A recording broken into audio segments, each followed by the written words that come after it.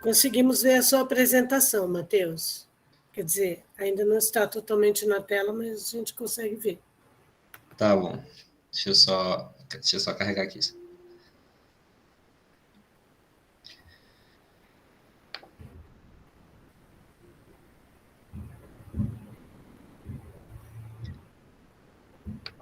E aí, tá certinho?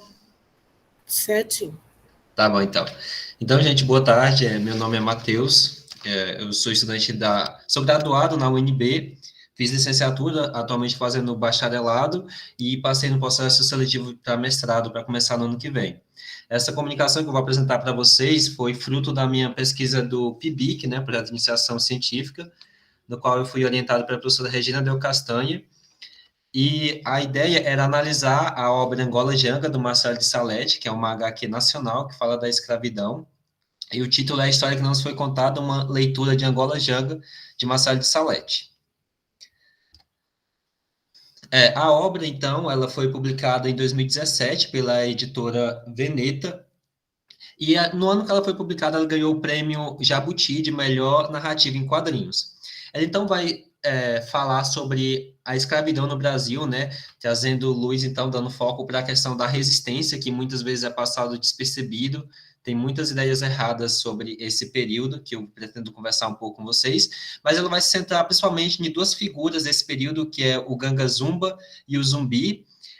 O Marcelo ele não vai trazer uma visão monolítica e até idealizada desses dois personagens, que muitas vezes a gente tem, até como míticos, assim, ele traz uma história, uma caracterização bem real desses personagens, sabe? Mostrando falhas que eles tiveram ao longo da história também, e essa é o objeto.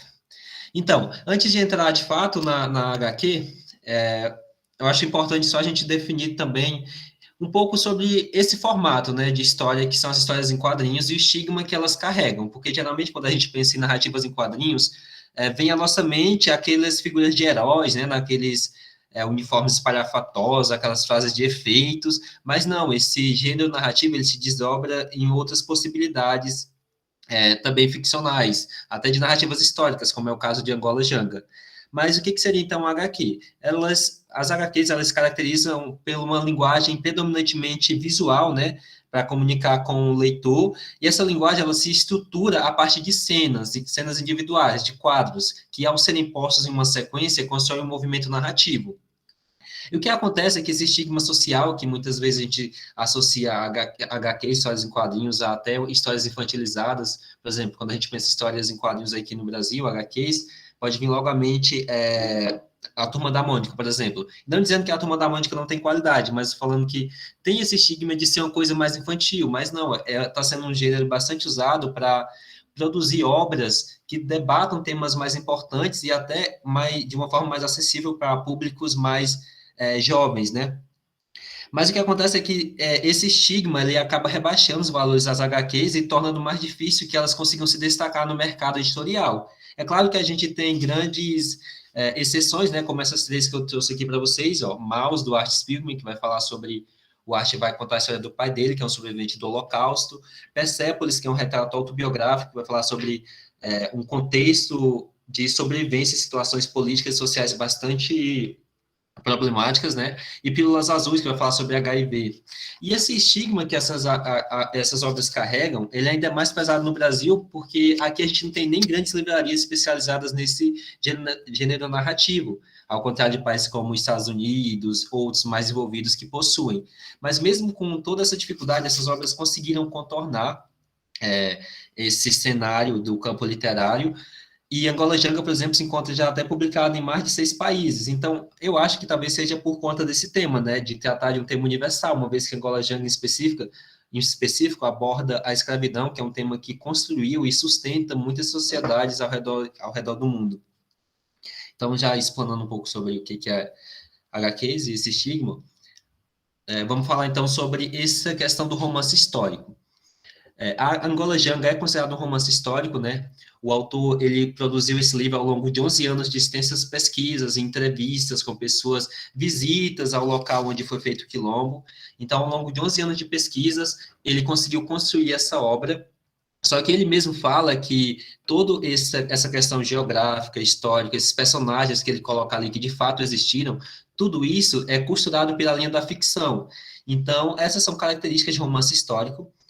O romance histórico, a ideia de romance histórico começou a surgir ali no auge do iluminismo, né, no século XIX, quando a ascensão da concepção de progresso, existe a ascensão da concepção de que o progresso seria alcançado pela construção de nações, né? Logo a relação entre história e ficção se desenvolveu e ganhou espaço, né, visto que seria necessário o desenvolvimento de uma história nacional, uma identidade nacional. Isso foi até comprovado até quando a gente pega para analisar, por exemplo, os livros que ganharam repercussão nesse período, que, segundo Freitas, eles se inserem num contexto sócio-histórico preciso. Mas, assim, diante disso, a gente pode notar o quanto a história passou a ser valorizada e entendida como uma importante ferramenta, não só documental, mas aliada à literatura, uma ferramenta crítica e importante para o desenvolvimento de ideologias sociais, econômicas e políticas. E analisando isso, né, esse contexto e esse surgimento desse gênero literário, o Lukács teorizou e até escreveu um livro intitulado Romance Histórico, né, e baseando nos pensamentos do Lukács, né, e nesse livro, o Antônio Esteves, ele então teorizou, deu duas características do que torna, do que a gente pode classificar de romance histórico. Vou ler aqui essa citação que eu trouxe aqui para ele.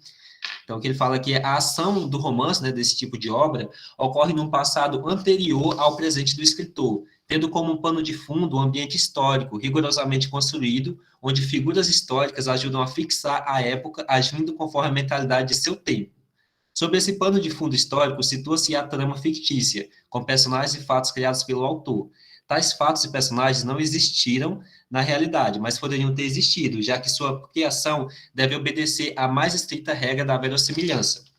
É claro que com o passar dos anos, né, a sociedade vai evoluindo, mesmo que alguns aspectos e eixos da sociedade não pareça, mas ela vai evoluindo, vai se modificando, e esses conceitos não são imutáveis. O que acontece é que esse romance histórico clássico surge então com essa proposta de ideias atreladas a uma visão de história positivista para construir essa identidade nacional. Só que hoje em dia, quando a gente já pode meio que dizer que possuímos uma literatura identitária do Brasil, sabe? E uma vez que esse romance clássico histórico, ele surge com essa ideia de construção identitária e a gente já meio que tem uma base aqui, surgiu então essa ideia de novo romance histórico, que o Figueiredo conceitua, dizendo que é o seguinte, que esse novo romance histórico, que surge a partir dessas novas demandas da sociedade, né, ele surge a partir da vontade de reinterpretar o passado com os olhos livres das amarras conceituais criadas pela modernidade europeia do século XIX. É a consciência do poder da representação, da criação de imagens e, consequentemente, do poder de narrar e de sua importância na constituição de identidades das nações modernas. E por isso eu acho que Angola Janga seria melhor classificado, né, melhor entendido como esse novo romance histórico, uma vez que o de Salete, ao fazer essa reinterpretação dos acontecimentos históricos passados, ele questiona a história oficial acerca disso e busca subverter essa versão embranquecida que a gente ouve do período da escravidão. Então, por isso que eu penso que seria melhor entendido como esse novo romance histórico. Tá, mas entrando agora de fato na análise da obra. Essa não é a primeira história sobre o período da escravidão, né, sobre Zumbi de Palmares, sobre os quilombos, nem é a primeira HQ sobre isso, uma vez que a gente já tem a de Clóvis Moura, de Álvaro Moia, Antônio Trisnas e outras por aí. Entretanto, devido à grandeza desse evento, né, e da importância dele, certamente ele merece muitas outras reinterpretações, né? Quanto mais visibilidade, melhor. E essa reinterpretação de Salete, como eu falei no início, ela lança mão de uma visão de foco único, uma vez que ele não dá um olhar de mítico para essas figuras, sabe? Ele não pretende endeusar elas ou colocar como figuras de herói, ele só representa, uma vez que essa idealização até poderia enfraquecer a veracidade do que é contado. Mas muito bem. Essa reinterpretação de Salete, ela começa logo nas primeiras páginas a já derrubar uma ideia equivocada que a gente tem desse período, que é de achar que os negros eram escravos, uma vez que não, eles eram escravizados, porque a gente acreditar que eles eram escravos essa palavra denota até que essa seria uma condição natural deles e acaba ocultando o fato de que esse grupo foi colocado ali pela ação de outra. Quem fala isso e quem discute mais essa ideia é a Djamila Ribeiro, no livro dela Pequeno Manual Antirracista.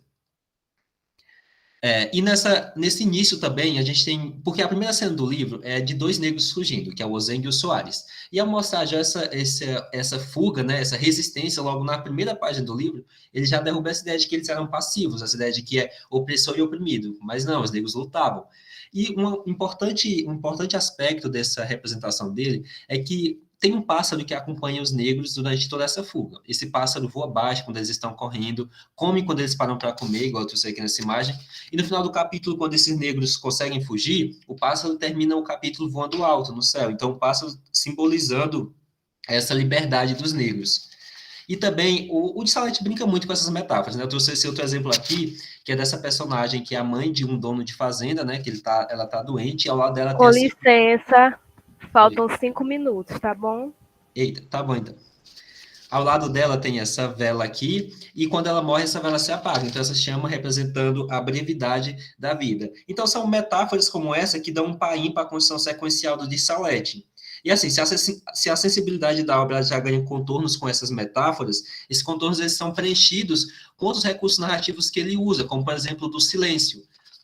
Ele usa bastante, muitas páginas, a ausência total de falas ou onomatopeias, então só o silêncio dando uma carga mais dramática para o que está sendo representado. Eu trouxe um exemplo para vocês aqui de uma cena de 3 páginas em que não tem nenhum ruído, em que a gente vê um navio à distância, depois esse navio vai chegando mais próximo, depois as tábuas mais próximos, aí a gente vê o interior desse navio, que é um navio negreiro.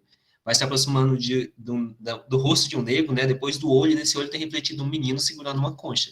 É como se fosse, sei lá, uma visão cinematográfica, sabe? A câmera fosse dando zoom aos poucos. Ele usa bastante isso. E essa questão é interessante porque esse objeto que o negro segura, que deveria simbolizar o barulho do mar, né? Trazer até uma ideia de calmaria, só lembra eles do sofrimento que é o transporte também dos negros, sabe? Essa concha deveria simbolizar a calmaria do mar, acaba relembrando todo o sofrimento que eles eram submetidos nesses transportes, uma vez que os navios negreiros eram atulhados de pessoas lá, uma por cima da outra, sem nenhum tipo de higiene, inclusive muitas morriam nesse processo. E a Del Castanha tem um trabalho bastante expressivo ao analisar os objetos na narrativa dos romances brasileiros.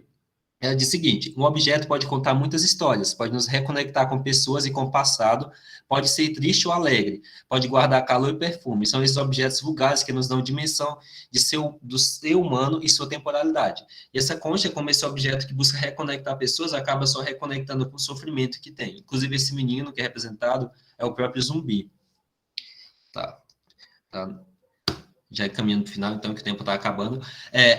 Então, mais um exemplo dessas estratégias que os negros usavam para sobreviver foi a própria construção do quilombo. Uma vez que eles eram transportados os negros vinham para um lugar que eles não falavam a mesma língua, não conheciam a geografia, e mesmo assim lutavam para resistir. A construção dos quilombos foi baseada também, inicialmente, as negras transportavam sementes de milhos e de feijão nos cabelos para poder construir e plantar em um lugar onde depois ficou conhecido como quilombo, né? E aos poucos foi se tornando sustentável por isso, né? Por essas plantações. E. Ai, meu Deus, tá.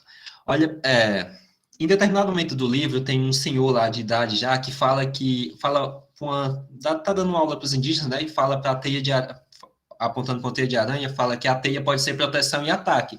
E é bem isso que o quilombo é também. Além de ser proteção para os negros conseguiam fugir e resistir, também era ataque, não só físico, né, mas um ataque contra esse sistema, sabe, contra a opressão, deles não se submeterem.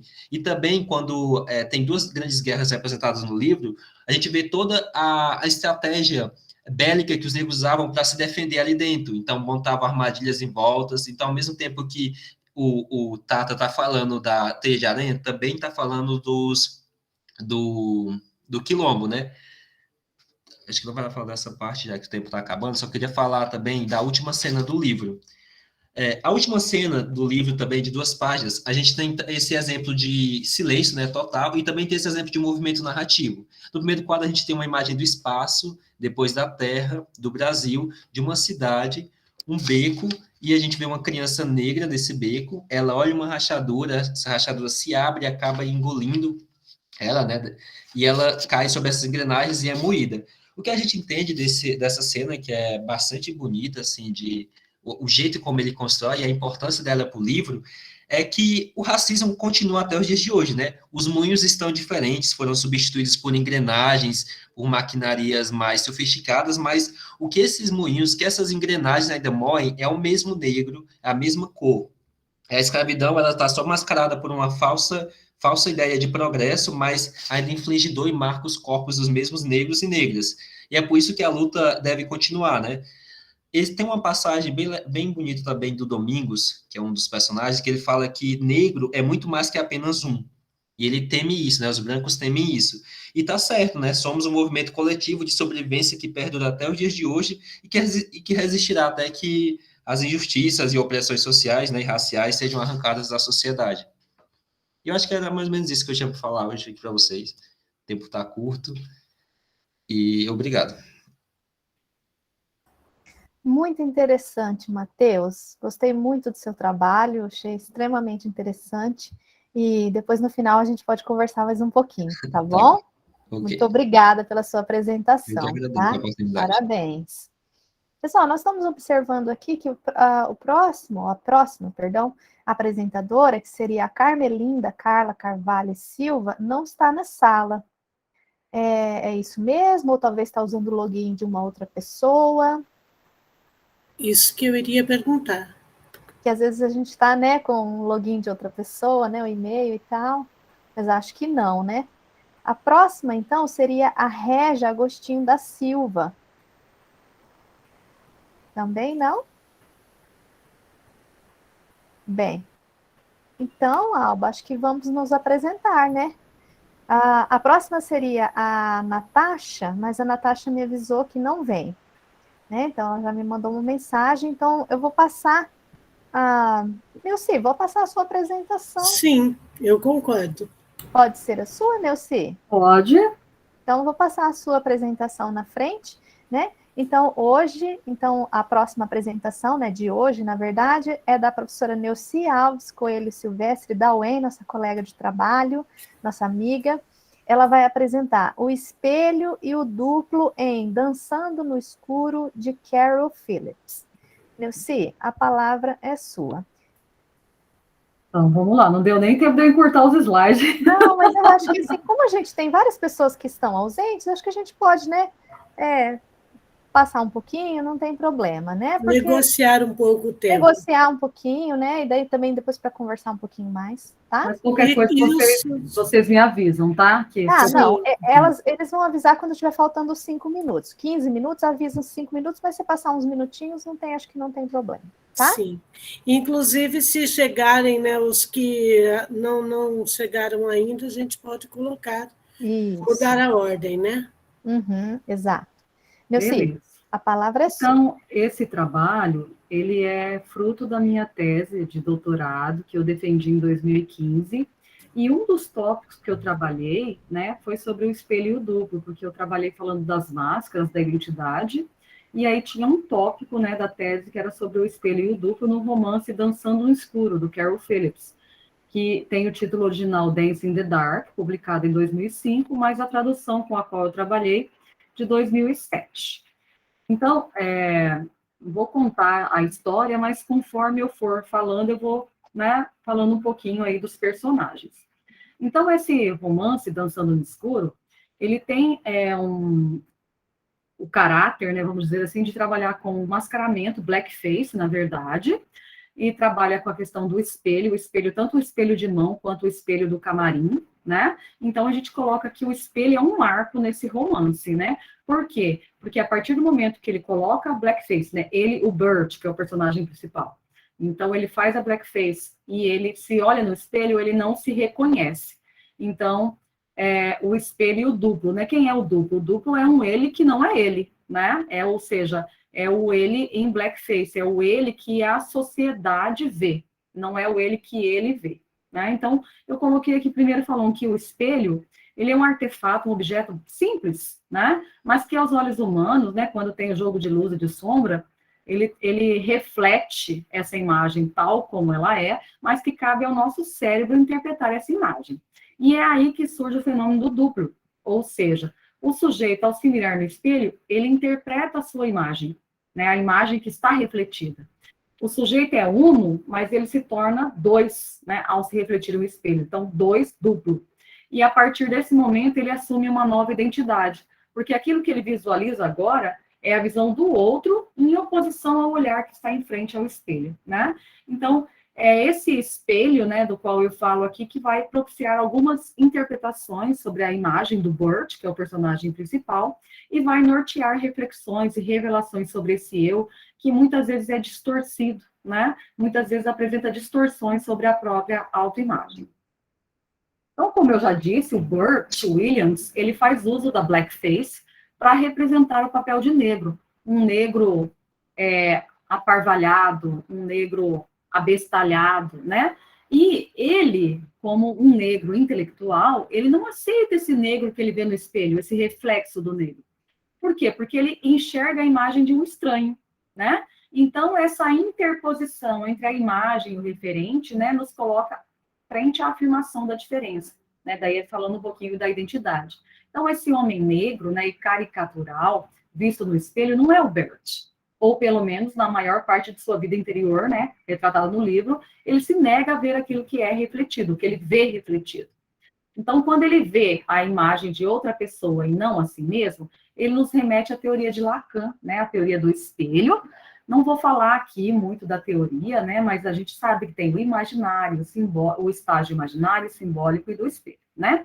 Então, o Lacan, ele é um autor que ele realizou estudos a partir do desenvolvimento infantil e teve como base o reconhecimento de si e do outro. Eu vou focar mais aqui nessa questão do espelho e do duplo, tá? Por isso eu não vou falar tanto da teoria.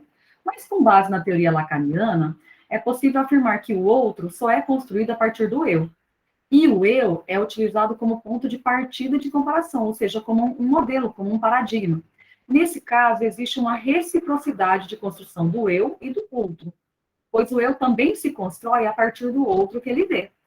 Sendo assim, o protagonista Burt, né, o eu, quando se olha no espelho e não vê a sua imagem refletida, ele enxerga no espelho o outro, ou seja, a máscara do dominado, do colonizado. Por isso, ele não reconhece sua imagem, né? Então, ele é um artista, né? E ele pinta blackface para ele fazer sucesso no palco. E para ele pinta blackface e ele usa calças curtas, né? Sapatos maiores que o pé. Então, ele apresenta uma imagem de negro ridículo, de negro aparvalhado. Ele não se reconhece, mas a sociedade o reconhece dessa forma. É assim que ele faz sucesso. Tanto que quando ele grava um filme em que ele não está caricaturado, ele não está com a blackface, ninguém o reconhece. E o filme não faz sucesso. Então, todo é esse jogo que a gente vê, né, desse espelho, desse duplo, no romance Dançando no Escuro, do Carol Phillips. Então, essa dissociação que ele faz entre o eu, Burt, sem a blackface, e o outro, né, para a psicanálise é comum, pois quando o sujeito se coloca frente ao espelho, é como o outro que o sujeito se vê, se observa e se reconhece. Portanto, quando o Burt pinta seu rosto e se disfarça, ele se sente despersonalizado, né? Não se trata dele mesmo, mas do outro, do estranho, do seu inverso, segundo a teoria aí do duplo, né? Então, existe uma bipartição do homem, né, em seu duplo. Então, como o trabalho dele é artista, quando ele sai de si, ele despoja-se de si mesmo para representar.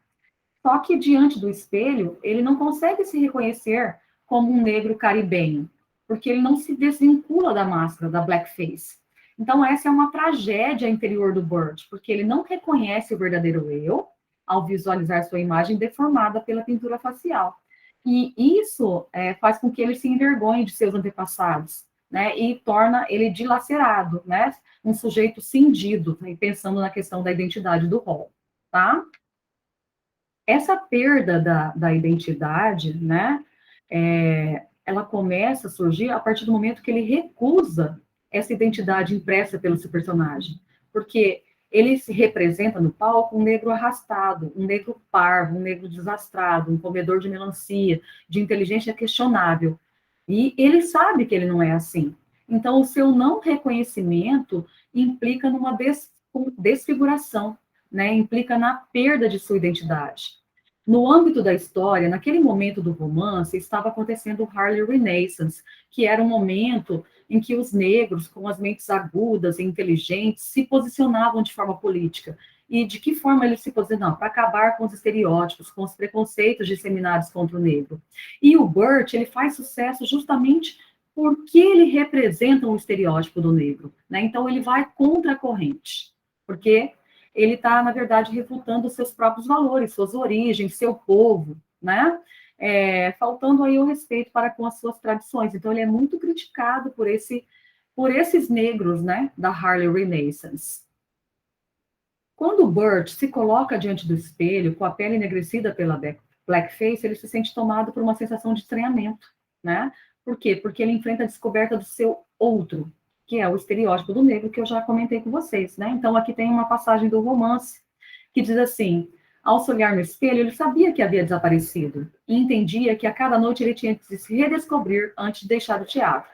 Na primeira vez em que se viu refletido no espelho, a intricada situação já estava clara. Mas quem exatamente era esse novo homem? E qual era seu nome? Era esse realmente um homem, com seus pés prestes a se arrastar, sua fala meio inarticulada, seus gestos de criança e suas reações infantis? Então, veja que ele começa a se questionar, né? Então, ele é um sujeito completamente cindido, dilacerado, porque ele só faz sucesso quando ele usa a blackface, quando ele usa o estereótipo do negro, né? E esse desaparecimento no espelho confirma essa duplicidade do eu. Então, ele tem o confronto do eu com o outro. E tudo acontece frente ao espelho, né? Então, ele pergunta: quem sou eu? Eu sou isto? Então, no espelho vazio e que ele não se vê, ele observa uma máscara que é irreal, o vazio do negro, a negação do eu, né? Então, nesse esconder-se sobre máscara, ele não vê o seu reflexo fiel, né? É uma imagem de um ser inexistente, construído pelo olhar do outro e para o outro. Figueiredo comenta, né, que o olhar do branco sobre o negro fixa, o confina. Esperam dele um comportamento não de homem, mas de negro. E o que é o negro se não um construto, ou seja, uma construção cultural do branco? Então, essa consciência que é dolorosa para o Burt e desencadeia toda a crise de identidade que vai ser a tônica do declínio da personagem no romance, tá? Essa dissolução da identidade, né, ocorre sempre diante do espelho. Então, ele tem o espelho do camarim, que é o espelho mais importante, mas tem também o espelho de mão, que é o espelho que ele pega quando ele está na fase final, né, porque o romance conta desde quando ele começa, desde o nascimento dele, na verdade, até quando ele fica doente, né, e falece. Então, aqui fala que, diante do espelho, ele se vê com o olhar do outro, do público branco. E como a imagem refletida não corresponde ao modo como ele se vê, o personagem não se reconhece, mas o público reconhece. Olha só, esse é ele, é o preto, ele tem essa cara, e fala bem assim, e anda bem assim, eu conheço ele. Então, o Burt não se reconhece, mas ele é reconhecido naquilo que ele representa, uma vez que ele atende às expectativas do público, que não espera ver outra forma de agir em um negro. Tá? Então, aqui a gente comenta que esse negro que faz sucesso, né? Ele faz sucesso porque ele é um estereótipo degradante, que subjuga o negro, tá? E ele se sente mal porque... Com licença, faltam 5 minutos.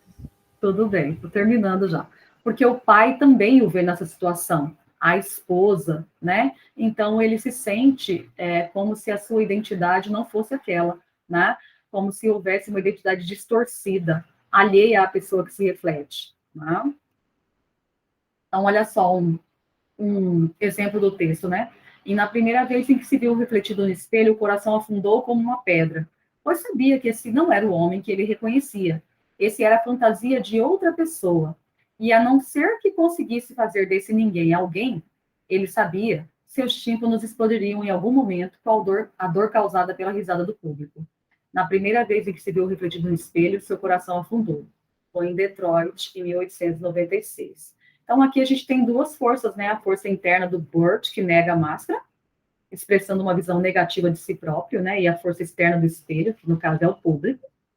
E a imagem desse Burt, refletido no espelho, que reproduz um preto tonto, um objeto de chacota dos brancos, né? E que nos leva a crer que Burt reconhece a rejeição do outro.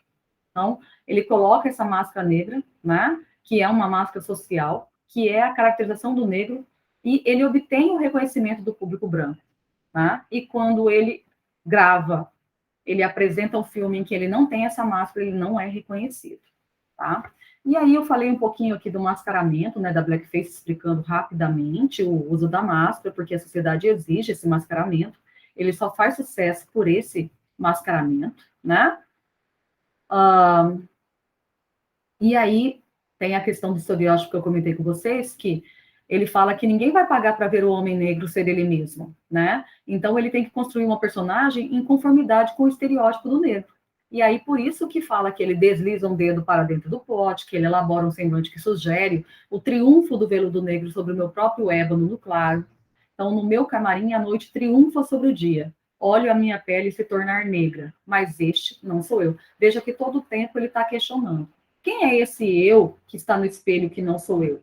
Tá? Então, se a gente pensar no estereótipo, né, o espelho reflete a imagem de um negro muito diferente do Burt e muito diferente dos outros intelectuais negros emergentes da época, o que denota uma espécie de deformação da realidade.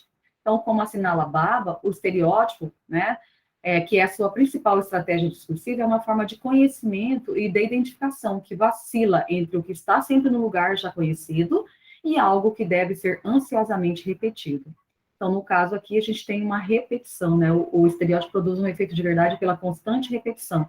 Toda noite ele tinha que usar a blackface para ele ser reconhecido pelo público branco, né? Mais ou menos nesse sentido.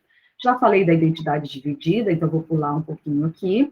E aqui fala da constante busca pelo eu. Então, as figuras que estavam presentes nessa época da Harlem Renaissance, né? A gente tinha o Booker T. Washington, Du Bois e outros, né?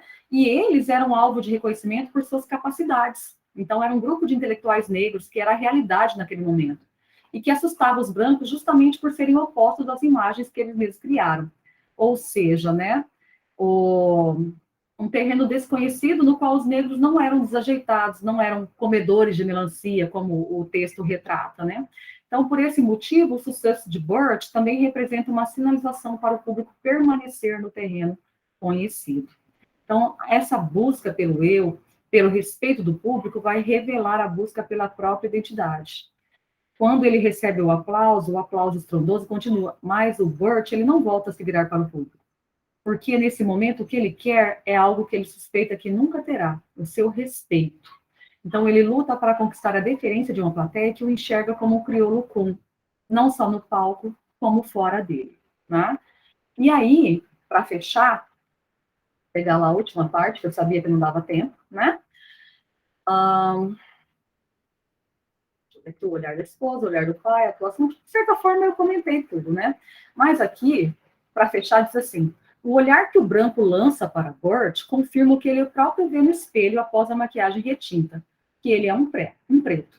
Já o olhar de Lottie, que é a esposa dele, difere do olhar do branco, porque ela consegue dissociar o Burt da sua personagem e se permite rir dele. O Fred, que é o pai do Burt, ele fita o filho com um olhar de censura, porque ele vê no filho a negação da sua raça, a negação da sua ancestralidade. Então, olhar para si no espelho antes da morte, porque ele pega lá o espelho de mão para se olhar, causa o reencontro com o equilíbrio identitário do Burt. O olhar do branco, né, também formador de identidade, provoca essa opressão. Então, quando ele vê, né, se vê no espelho sem a máscara, né, ele percebe que tudo o que ele queria era ser reconhecido sem essa máscara, né? E essa personagem que ele representa, né, tira isso dele. Então, no final, fala aqui que as personagens, Fred, que é o pai dele, a esposa, Burt, a esposa Lottie, George, que é o amigo parceiro de palco, e a Ida, que é a esposa do George, são imigrantes na sociedade estadunidense. E elas são retratadas em uma situação de opressão nesse romance, de marginalização. Mas todas elas encontram maneiras de resistir e de se integrar de alguma forma àquele meio social. Então, quando a gente tem o espelho aqui, estão mostrando esse momento de que a identidade cindida, né? Mas todo romance, ele busca o quê? O resgate da sua identidade. No romance, acontece pela morte. quando ele recupera a sua imagem pelo espelho de mão, tá? E quando o nome dele é inserido na história, né? Então, ele tem uma recodificação do negro, por quê? Porque ele faz parte da história do teatro. Alguns livros deixaram ele de fora, mas ele consegue esse reconhecimento ao final. Depois, o restante, a gente conversa na discussão. Muito obrigada. Muito obrigada, Nelci. Uma ótima apresentação.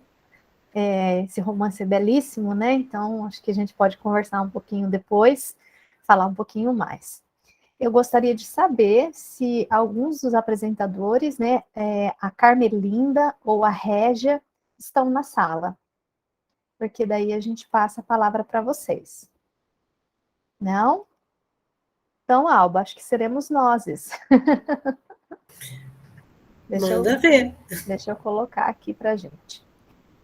Então, eu e a Alba vamos fazer a nossa apresentação agora. Tá um pouquinho aqui.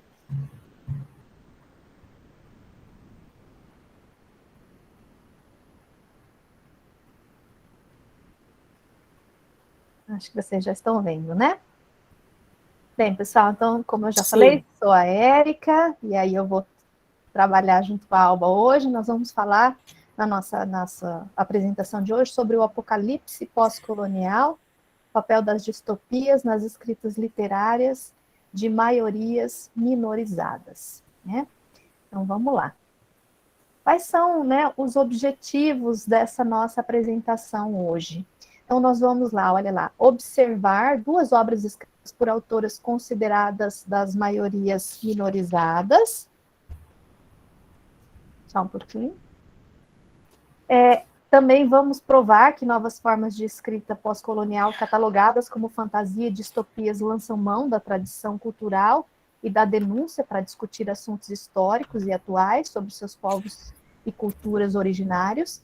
E nós trazemos aí 2 trabalhos, né? 2 romances, na verdade, né? A da Thierry de Maline, The Merrill Thieves, e da Ninette Okorafor, Who Fears Death, que em português ficou Quem Teme a Morte. Então, são essas capas aí. Alba? Sim. Bom, o Terry Eagleton, no seu livro A Ideia de Cultura, ele chama a atenção de que as sociedades, por mais que elas criem um outro universo, por mais que elas criem um outro mundo, ou vários mundos, ou um mundo pós-apocalíptico, é muito difícil essa cultura ocidental representar uma cultura inexistente, né? Então, ele chama atenção para esse fenômeno e diz que não é um lugar mais óbvio do que no fenômeno dos alienígenas. E a frase mais interessante nesse sentido é essa frase da citação dele. O que é realmente sinistro a respeito dos alienígenas é justamente quão não alienígenas eles são. Ou seja, as figuras da sociedade, as imagens de opressão, as questões históricas não vão fugir, mesmo sendo um universo paralelo, um mundo pós-apocalíptico ou algo de fantasia que está supostamente fora do mundo literário.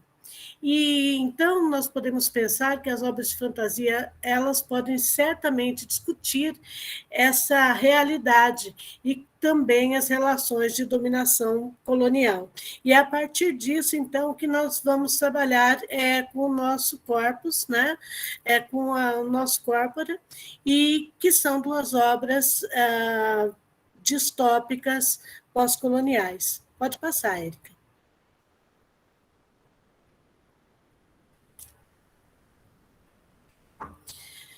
Bom, eu vou falar, então, sobre o livro The Merrill Thieves, da autora da etnia Métis, da nação Métis canadense, chamada Thierry de Maline. E essa obra foi lançada em 2019 e ela fez tanto sucesso no Canadá e foi lançado também nos Estados Unidos, e ela conseguiu tanta divulgação que foi feita uma continuação em 2021, que é Hunting by Stars, né? E essa história, então, ela conta, e ela ganhou diversos prêmios, como vocês podem ver. Cada selo na capa desse livro que vocês estão vendo aí em cima, de Meryl Teeves, é um dos prêmios que a obra ganhou. Então, aqui abaixo são os prêmios que a obra ganhou em 2019.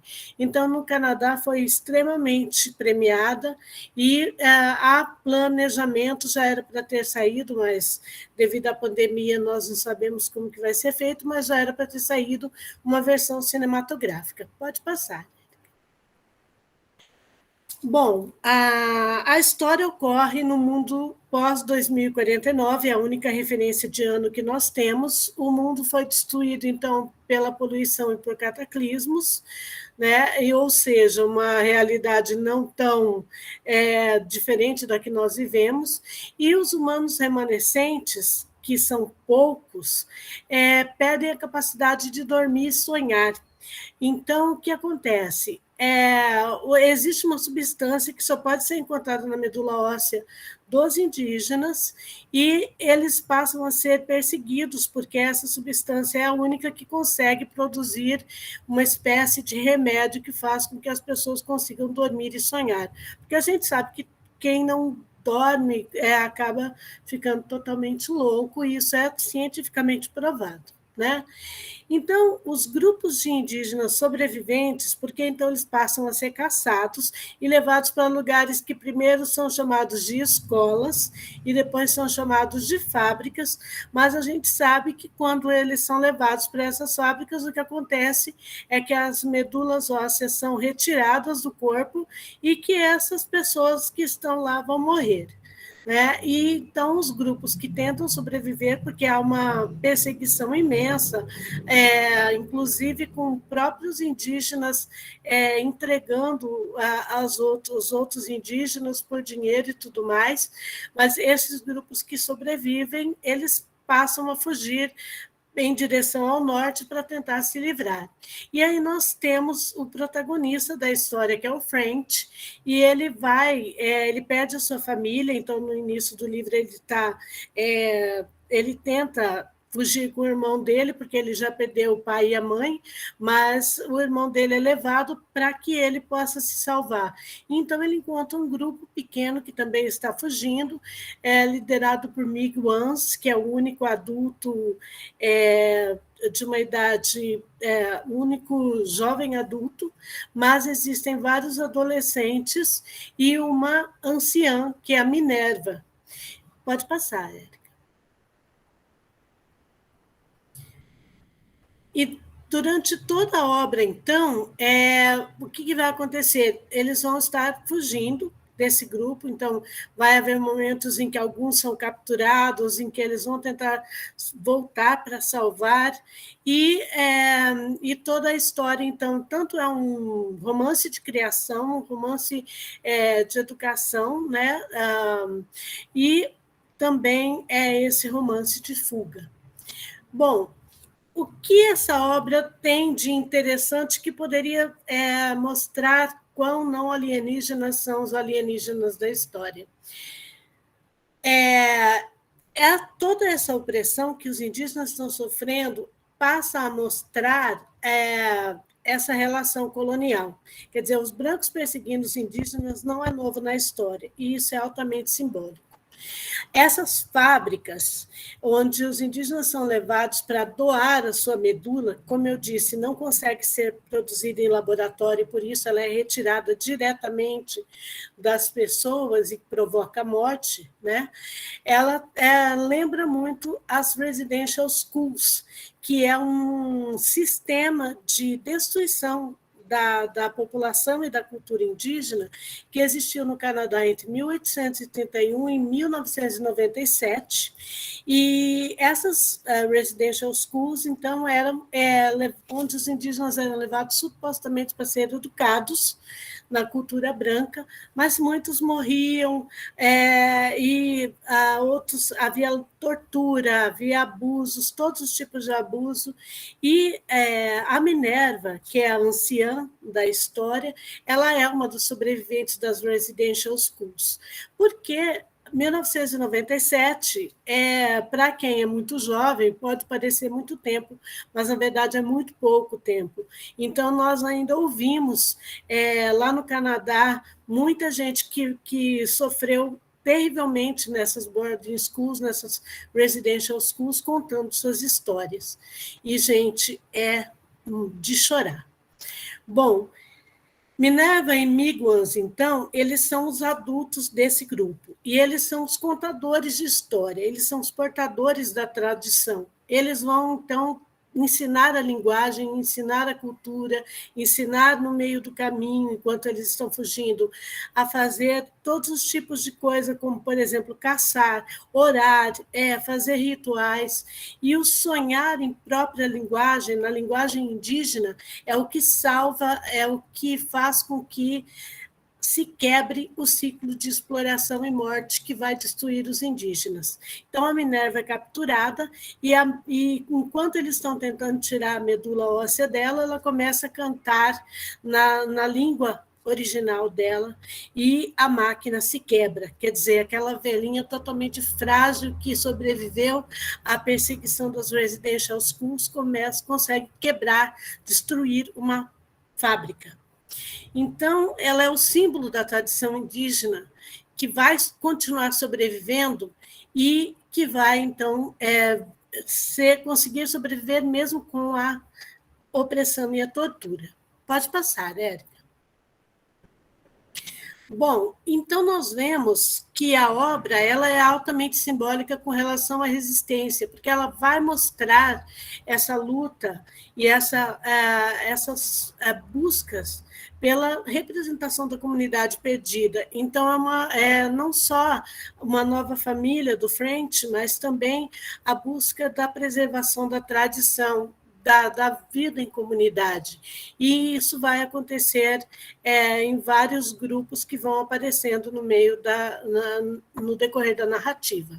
O French, por outro lado, enquanto a Minerva e o Mig, eles são a preservação da tradição, o French é a esperança de que essa tradição vai ser passada para o futuro, de que então o pensamento indígena vai sobreviver com a sua liderança, porque ele é esperto, ele é protetor, ele consegue pegar do MIG todas o conhecimento para que aquele grupo continue sobrevivendo. Assim, a Sheridan Malign traz a voz do indígena e, ao mesmo tempo, ela está discutindo as perseguições e os genocídios históricos, como as residential schools do Canadá. Pode passar, Érica. Desculpa, gente. É com você, Érica.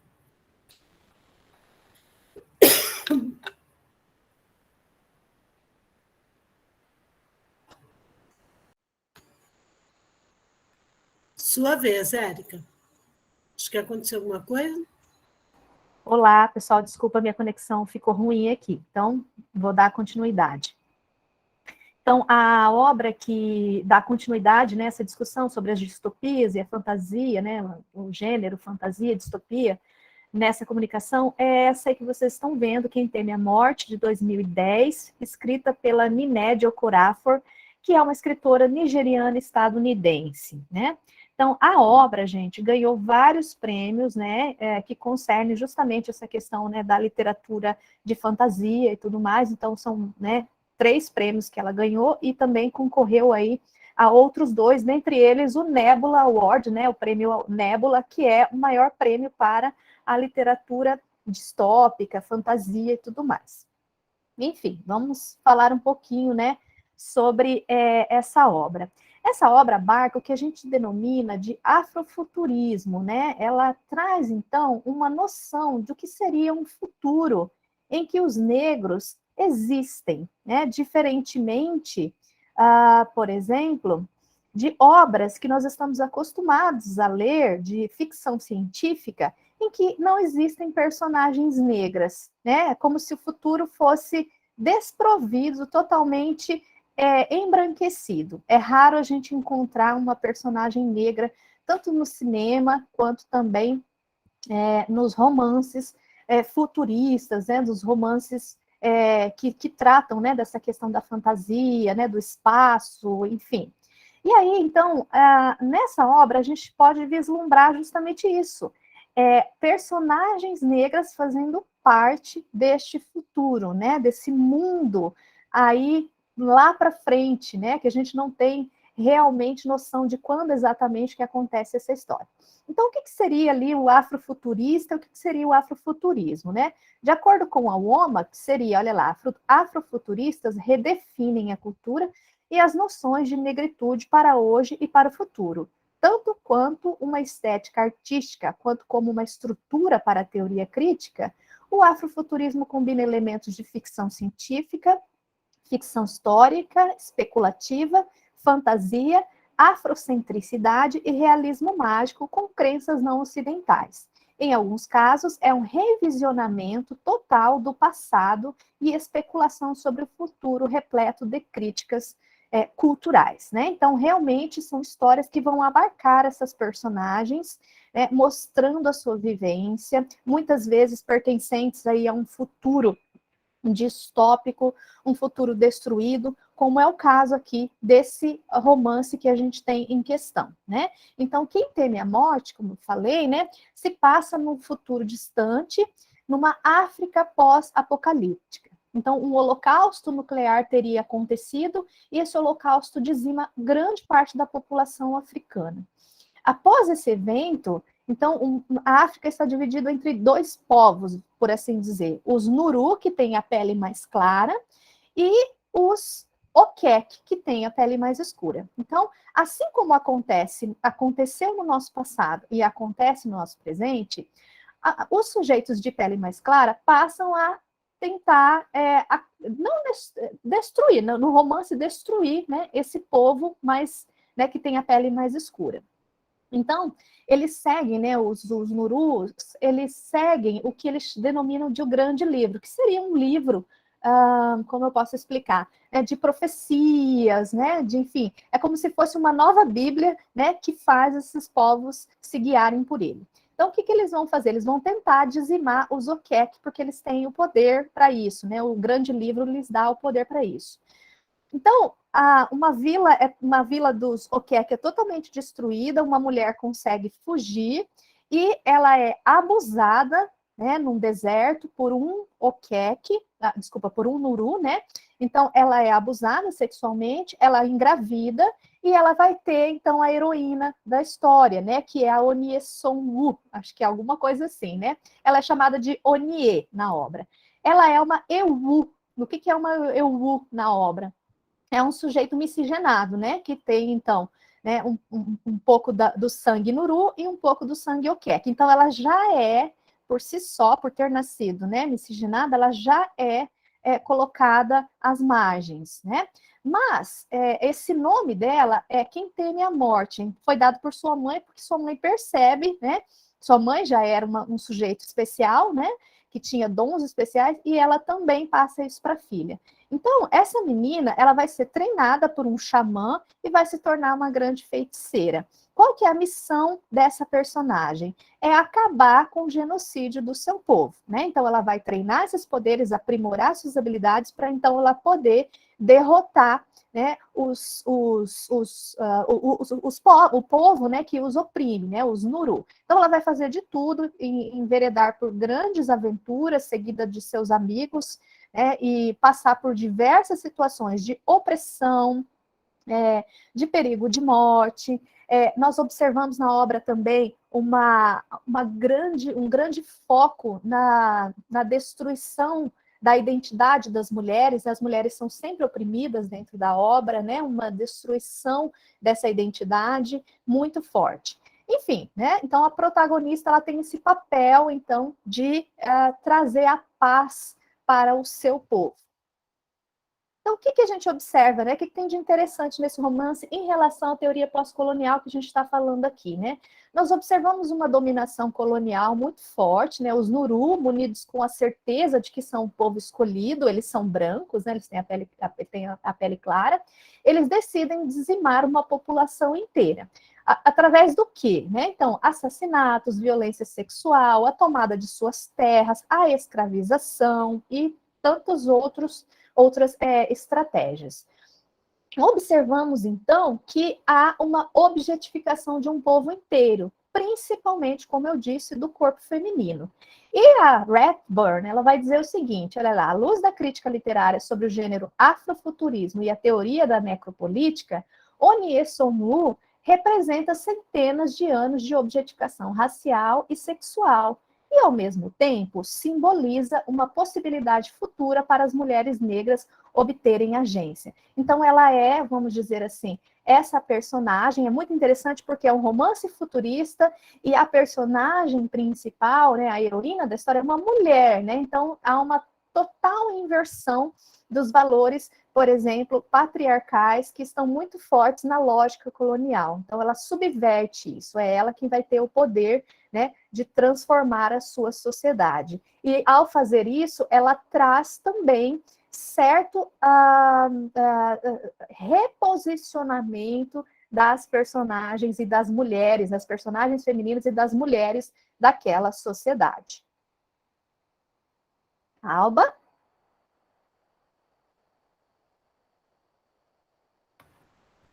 Não dava para vocês me ouvirem sem o microfone, né, gente? Então, bom,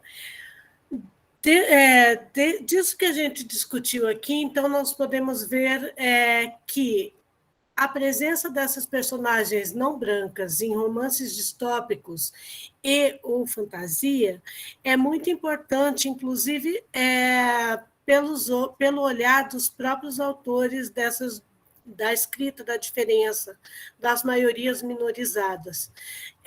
Há, então, uma apropriação desse gênero, né? E que antes era apenas representativo desses sujeitos brancos e que vai reescrever, então, esses personagens e essa história no futuro, na ficção, e vai quebrar essa normatividade, porque se você vê, por exemplo, os seriados da década de 60, como Perdidos no Espaço, não há representatividade negra ou indígena ou de qualquer outra, não há diferença. Né?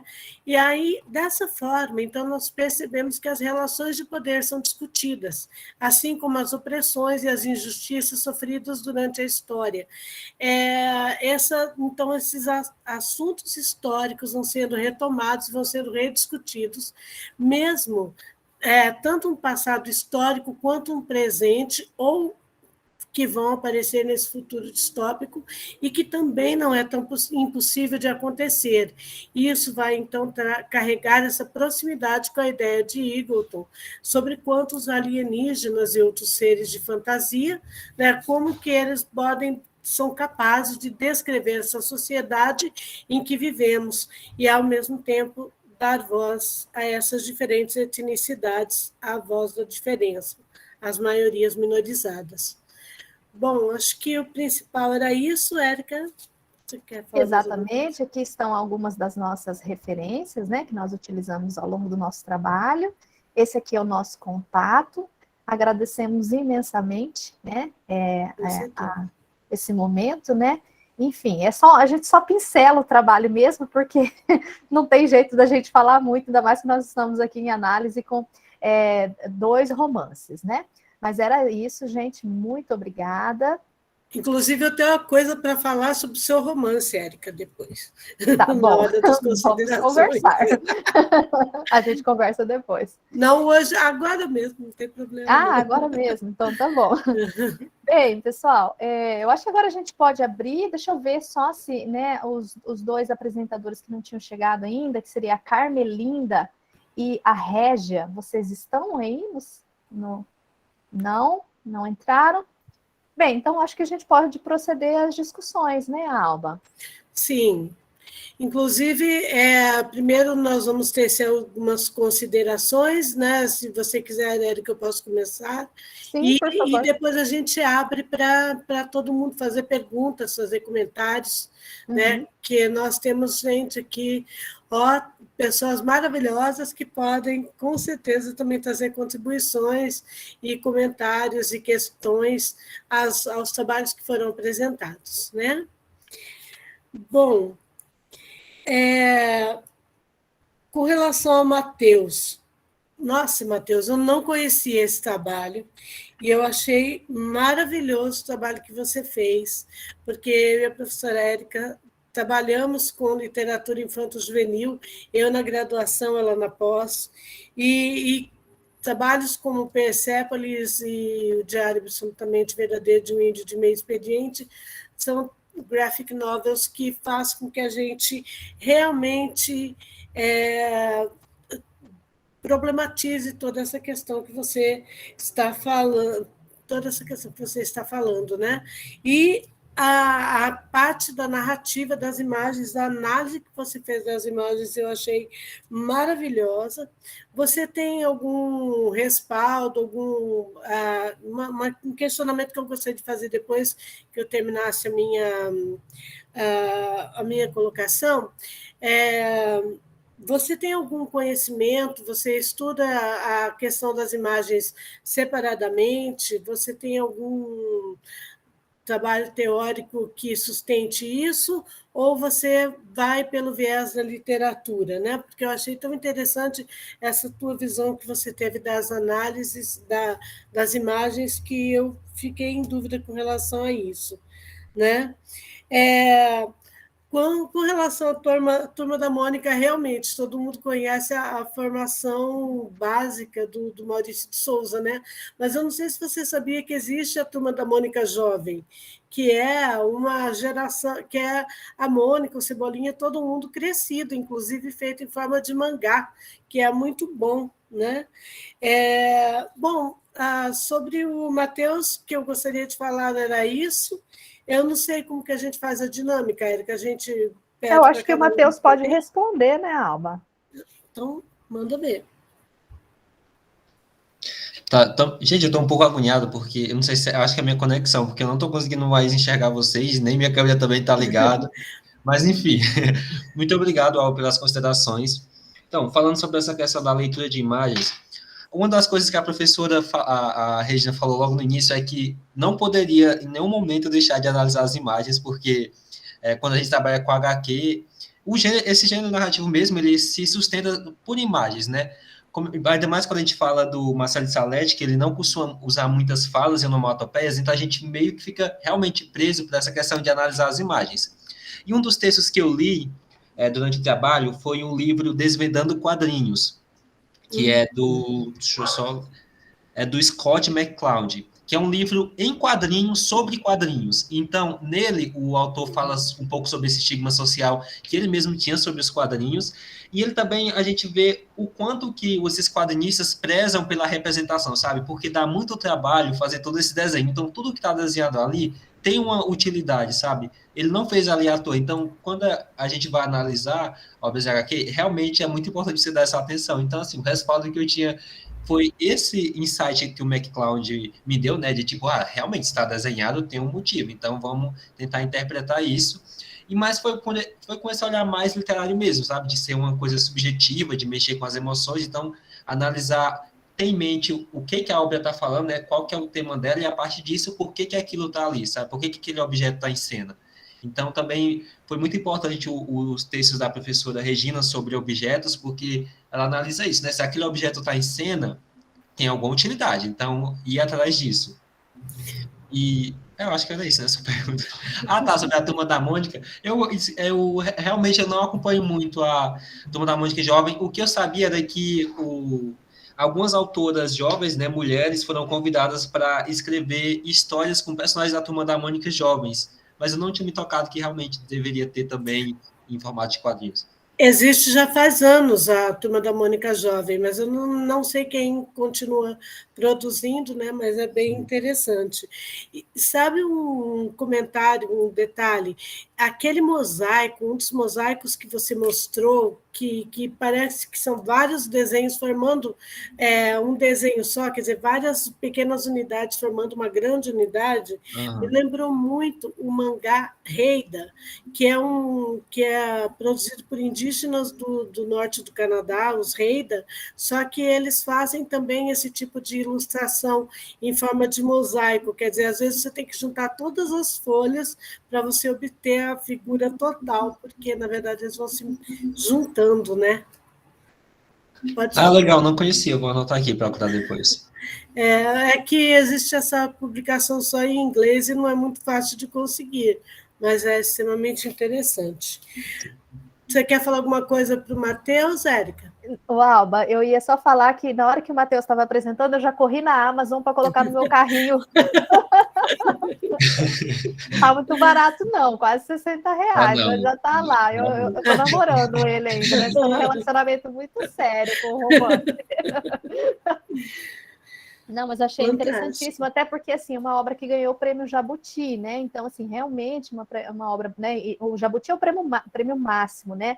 Mas deve ter ganho outros prêmios também, né? Mas eu achei muito interessante, e eu achei interessante também essa recontagem da história, né, Matheus? Porque, como você colocou, é um romance histórico, né? Uma graphic novel, né? Histórica, né? Que vai fazendo esse resgate desde a captura, né? Dos escravizados até hoje em dia as consequências de tudo isso, né? É isso mesmo que eu entendi, né? É sim. E também é um autor negro, né? Então a gente já tem essa visão do que ele está falando ali. Então realmente ele subverte um pouco essa narrativa embranquecida que a gente tem a respeito desse período, né? Porque é muito bom você ver ali um autor que entende realmente, que vive as problemáticas, as contradições que os negros têm hoje, né? E entender também, ver ele falando sobre as raízes, né? De como que tudo isso começou lá atrás e como que evoluiu até os dias de hoje. Muito interessante, Matheus. Parabéns pela sua pesquisa. Eu Obrigado. gostei muito, viu? Muito Alba? interessante mesmo. Matheus, então, obrigada, né? Agora, sobre o trabalho da Neuci. Bom, o Bert Williams ele já veio para causar, né, no início do século XX, e o Carol Phillips pega essa figura polêmica, real, que foi negado na história muitas vezes, justamente porque ele não se encaixava naquele ideário da Harlem Renaissance, né? E ele vai acabar, quer dizer, o Carol Phillips pega e reconta essa história do ponto de vista do Bert Williams, né? Então eu acho o trabalho da Neuci fantástico e essa obra é realmente muito, muito interessante, né? E essa dualidade que é gerado, né? que é bem representado pelo espelho que a Neuci mostrou. Eu acho assim que é muito rico, tanto o trabalho que a Neuci fez de análise da questão do espelho e do duplo, dessa cisão de identidade, né? De você se tornar duas pessoas e justamente duas pessoas totalmente opostas e representadas no espelho, né, Neuci? E, assim, como eu já conheço muito o teu trabalho, eu não tenho muitas perguntas a fazer, mas eu gostaria que você falasse alguma coisa assim, sobre a importância, né, da obra, desse personagem e do trabalho que o Carol Phillips fez em resgatá-lo, né, de uma história parcialmente oculta num período tão importante da história americana para a população negra, né? É que quando a gente começa a apresentar, só tem 15 minutos, você acaba não contando um pouco, né? Mas o Burt, ele realmente existiu. E o Carol Phillips, ele pega esse ator negro que realmente existiu e trabalha com esse ator de forma ficcional, né? E E na ficção, ele aproveita elementos reais, mas ele também recria, né? Então, os elementos reais, realmente, ele usava blackface, realmente ele era um ator, né? Mas ele recria falando da Lottie, da irmã da Lottie, de filhos, né? Porque daí ele vai colocando algumas coisas que realmente foram reais e ocorreram, e outras pela liberdade de criação, né? Pela questão ficcional. O que é bacana é que o Burt, ele é pouco reconhecido na história. A Alba, que acompanhou o trabalho, sabe, ele é muito pouco reconhecido. E o Carol Phillips, ele percebe isso e ele traz desse romance, o romance ele coloca em 3 atos, como se fosse uma peça, justamente para ele trazer o Burt, que era, então, ocultado, desconhecido, pouco discutido na Harley Renaissance, ele traz esse personagem para mostrar a sua importância naquele momento da Harley Renaissance, naquele momento em que o negro começa a se destacar, mesmo usando a blackface, ele é bem sucedido, ele faz sucesso. Então, ele é um negro que revolucionou, né, essa questão de o negro não poder ser um artista, de não poder atuar, porque até aquele momento era o branco que usava blackface, né? Então, aí, a partir do Burt, os negros começam a usar. Claro, é assim que começa a atuação do negro, mas depois, conforme a gente vai vendo no romance, tudo que ele quer é que o negro seja reconhecido pelo seu trabalho, sem fazer parte desse estereótipo que o branco tem na cabeça, né, sobre o negro. Então, essa é a história legal. E o que é bacana? Ele resgata também o parceiro de palco, a companhia, ele fala de movimentos negros, né? Então, tudo isso ele vai trazendo nesse romance. E ele trabalha bastante com essa questão da identidade, do mascaramento. Não o mascaramento só da blackface, mas o mascaramento social, que é uma coisa que a gente já discutiu em outros momentos, né? Tem a questão também dos lugares, né? O camarim, por exemplo, uma espécie de igreja, de santuário. Então, tem várias discussões nesse romance, mas todo o propósito dele é inserir o negro na história, né? Então, mostrar qual foi a importância do Burt e do George, né, para a conquista do negro, porque eles destoam daqueles negros intelectuais, porque eles ainda trabalham com estereótipos, especialmente o Burt, né? Mas eles foram igualmente importantes para que outros negros, né, atingissem, alcançassem seu espaço na sociedade.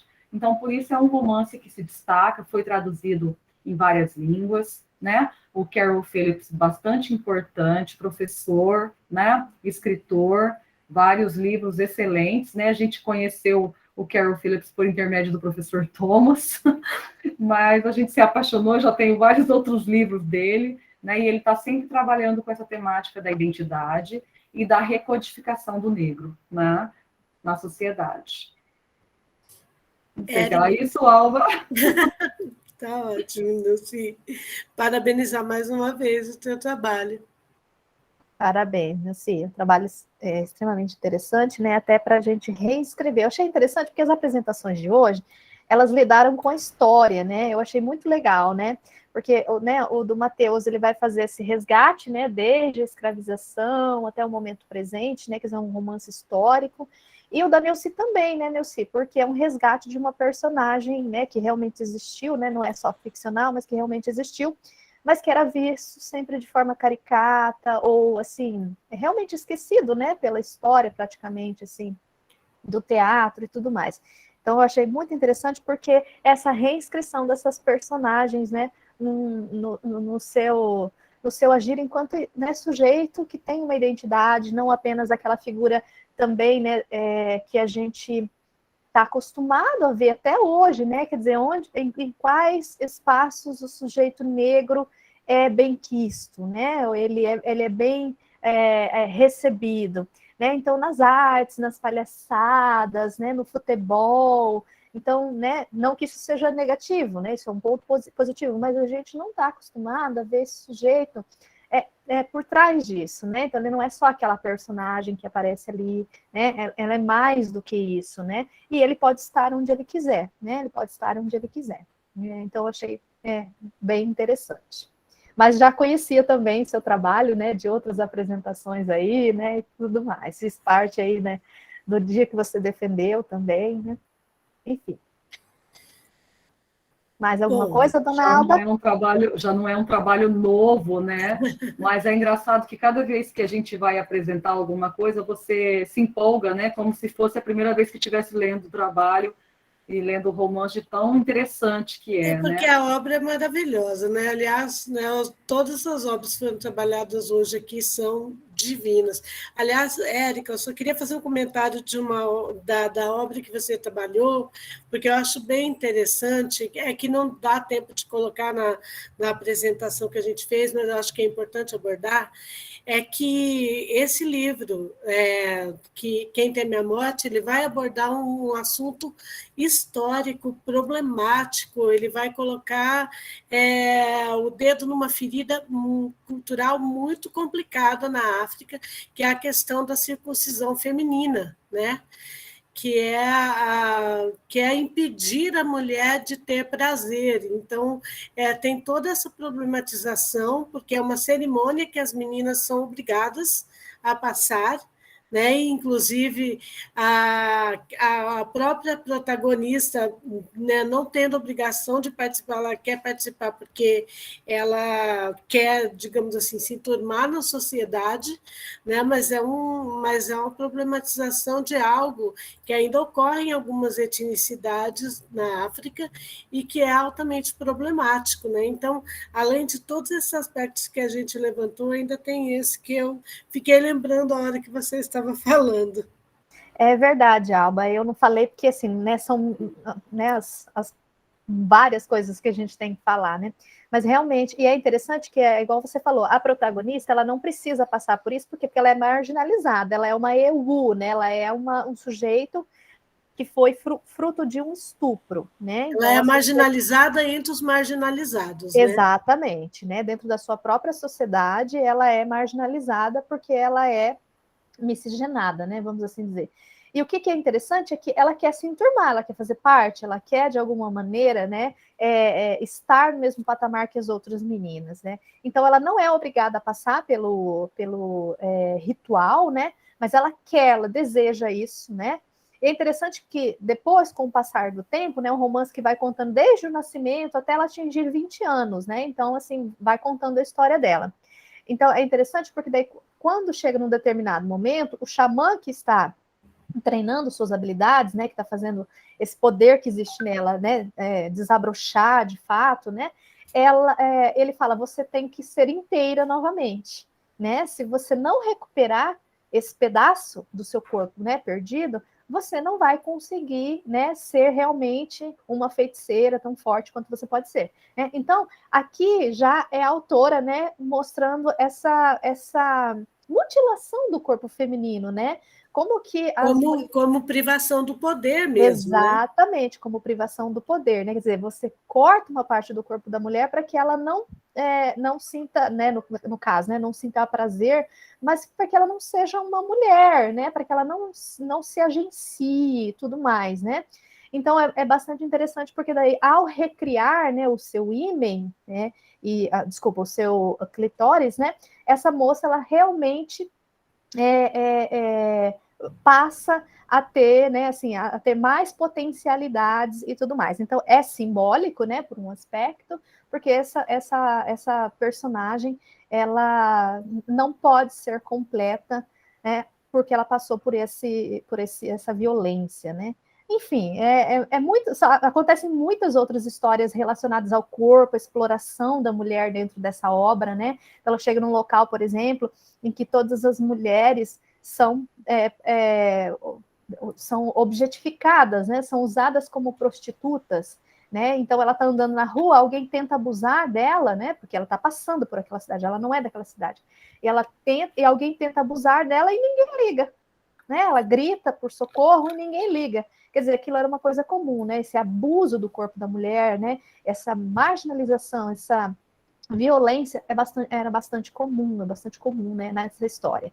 E como eu falei, né, eu estava falando que as obras falam né, da história, né, então aqui é uma reinscrição no futuro, né, quer dizer, né, o que seria, né, desse mundo no futuro, o que seriam as mulheres, né, qual seria o papel dessas mulheres. A gente observa que o papel dessas mulheres ainda é o de, assim, né, requerido pela sociedade, pelos povos dominantes, é aquele de submissão, né? De que as mulheres não podem agir como os homens, mas a protagonista subverte toda essa problemática aí, né? Toda essa imposição. Eu acho que agora a gente abre para quem quiser perguntar, comentar alguma coisa, Érica. Sim, alguém gostaria de falar alguma coisa, fazer perguntas? Eu gostaria. Sim, Matheus. Então, eu queria falar que, primeiramente, eu não conheço nenhuma das 3 obras de vocês, ainda não li. Só a da Érica eu já vi falar, já está na minha lista, mas ainda não cheguei a ler. Mas eu gosto muito de distopias, eu leio muito, consumo muitas distopias, principalmente essas que estão sendo escritas agora. E eu acho legal que uma frase que o Antônio Cândido diz, que ele fala que distopias são um exagero da realidade. E é bem isso mesmo, essas obras que vocês disseram, todas se dedicam a um ponto que já fez parte, e no caso da Érica, ainda faz totalmente parte da realidade nossa mesmo, né? Eu não conheço muito bem essa questão da residential schools, a única coisa que eu vi dela foi uma série chamada, não sei se vocês conhecem, Anne de Green Gables, que é uma série da Netflix, e tem uma personagem lá que ela vai, que é uma personagem indígena, né, que ela vai para uma das residential schools, né? E foi isso que aconteceu lá, foi um genocídio mesmo, né? Foram mais de 150 mil indígenas que foram, crianças, inclusive, né? Que ainda tornam tudo ainda mais grave, que foram arrancadas das famílias, submetidas a todas essas atrocidades que você pontuou. Nesse Quem Teme a Morte, eu concordo com ele, que é muito raro você encontrar protagonistas negros nesse tipo de livro, e ainda mais mulheres negras, sabe? Protagonizando obras desse tipo e postas ali como heroínas. E quando a gente encontra negros assim nesse tipo de narrativa, são geralmente ou personagens secundários, ou usados como alívio cômico, ou estão ali simplesmente para morrer, sabe? Então é muito bom quando os autores dão essa atenção e mostram, né, dão protagonismo para essas pessoas que são geralmente inferiorizadas. E eu acho que hoje em dia, aos poucos, né, a gente vai encontrando livros assim, né? Também tem uma trilogia que é de fantasia com essa vibe mais distópica, chamada Filho de Sangue e Ossos, que também se dedica a da africanidade, né, e dá protagonismo para esse tipo de cultura, para essa cultura. E eu acho muito legal, eu gostei muito, fiquei muito interessado e já coloquei os 2 aqui na lista para ler. E eu acho também que esse livro específico da Érica toca num ponto tão interessante, que é também essa questão não sei, provavelmente foi proposital, né, da autora colocar esse preconceito que pode existir dentro da própria comunidade negra, sabe, essa questão do colorismo, da pessoa se identificar a pele um pouco, um tiquinho mais clara que o outro já é considerado melhor, sabe, mais bonito. Sei lá, eu gostei muito e eu pretendo ler assim que possível esse livro. Que legal, Matheus. É uma obra muito interessante, né? Essas 2 obras que a gente trabalhou, né, Alva? Quando eu li The Meryl Thieves, também eu amei, né? Enfim, e daí a gente pensou na hora, né, Alva? Vamos fazer vamos pensar num artigo aí, né, alguma coisa, ligando essas 2 obras, porque são fantasias, né, distopias, e que trazem aí a problematização da marginalização, né, dos sujeitos.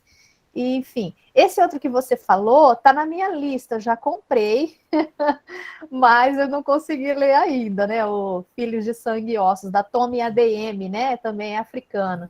Tá aqui. Isso. E eu tô lendo agora, eu tô tentando achar aqui, mas eu não acho. Que é o... Aqui.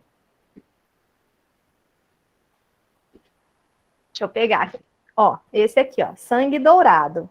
Ele foi considerado o melhor livro pela Amazon do ano de 2021 para jovens adultos, né? Então, esse eu já estou no meio, que também vai lidar com essa situação, né? Olha, como a capa é lindíssima desse romance, né? Enfim, então, assim, a gente está vendo uma grande leva de romances, né, Alba? Que tratam desse mundo futuro, né, onde existem essas personagens negras, indígenas, mas que ainda continuam sendo minorizadas, né, continuam sendo colocadas às margens. E, ao mesmo tempo, enquanto isso, as autoras mesmo da diferença, os autores da diferença estão colocando, né, também estão usando o mesmo gênero para justamente discutir tudo isso, seja graphic novel, seja fantasia, e isso é muito importante, né? Acho que precisa ser estudado, sim. Exato. Lembrei também da Sabaa Tahir, eu não sei se você já ouviu falar, Sabaa Tahir, ela acho que é paquistanesa, não vou me lembrar. Acho que é paquistanesa mesmo. Isso, Sabaa Tahir, coloquei o nome dela. E ela também tem uma quadrilogia, são 4 romances que falam também, né, dessa perspectiva aí do futuro de povos dominando outros povos, né, e não preciso nem falar que esses outros povos são pessoas negras, né, enfim, ou não brancas, né, como a gente pode definir também, e aí, assim, é bem interessante, né, é só aqui, a gente tá na vibe, né, Alma, de ler essas obras, assim. Só vou fazer um pequeno parêntese aqui, Érica, para ler o que a Janete escreveu. A mulheridade sempre esteve sob o jugo do patriarcalismo. E a gente vê, quer dizer, isso ocorre, né, também, tanto na literatura ocidental, quanto nessas literaturas das maiorias minorizadas, mas, ao mesmo tempo, essas mulheres também agora se levantam e questionam e falam, né? Exatamente, né? Elas ganham voz, né? Começam a procurar várias formas, maneiras de resistir. É mesmo, né, Neuci? São tantas obras que a gente fica assim, meu Deus, a lista só vai aumentando, né? Então, queria que o dia tivesse 48 horas para dar tempo da gente ler tudo, né? Mas infelizmente não dá. Vai sobrar livro ainda para a gente ler, né? Porque, olha, é muita coisa nova e muito interessante. De cada simpósio que a gente vem essas dicas de obras, você começa a pôr lá no carrinho e fala, tudo bem, vou comprar, agora quando eu vou ler, né? É verdade. Eu estou com várias aqui que estão encalhadas porque eu não consigo ler. Olha, Érica, você foi elogiada. Faz favor de ler ali. É um prazer estar presente com essas professoras tão maravilhosas que sou grande admiradora. Janete, você é uma fofa. Muito obrigada, viu? Obrigada mesmo. Com certeza. Pessoal, eu vou continuar aqui perguntando se tem mais alguém que gostaria de fazer algum comentário. Alguma questão? Isso. Se não, acho que a gente pode... Tem a Natasha, não tem a Natasha para apresentar? A Natasha acabou de avisar que não vai conseguir apresentar. Ela me avisou que não pode. Enfim. E mais ninguém, eu acho, né? Dos que iriam apresentar não vieram, então... Não. Bem, que pena, né? Que pena. Poderíamos fazer um debate muito maior, né? Com certeza. Mas, enfim, mas também é bom porque a gente conseguiu falar bastante sobre os trabalhos, né? E discutir. Eu acho que tudo foi muito válido também. Com certeza, né? Com certeza. Já valeu aí pelas obras. De manhã acho que eu não consigo, né? Porque eu estou no colégio, mas à tarde eu quero escutar. Mas eu vou tentar de manhã, se tiver pouco aluno, eu vou tentar ligar para ouvir pelo menos. Joia, Neuci. Bem, então estão todos e todas convidados aí, né, para participarem amanhã. Mas daqui a pouquinho, às 4h30, já tem, né?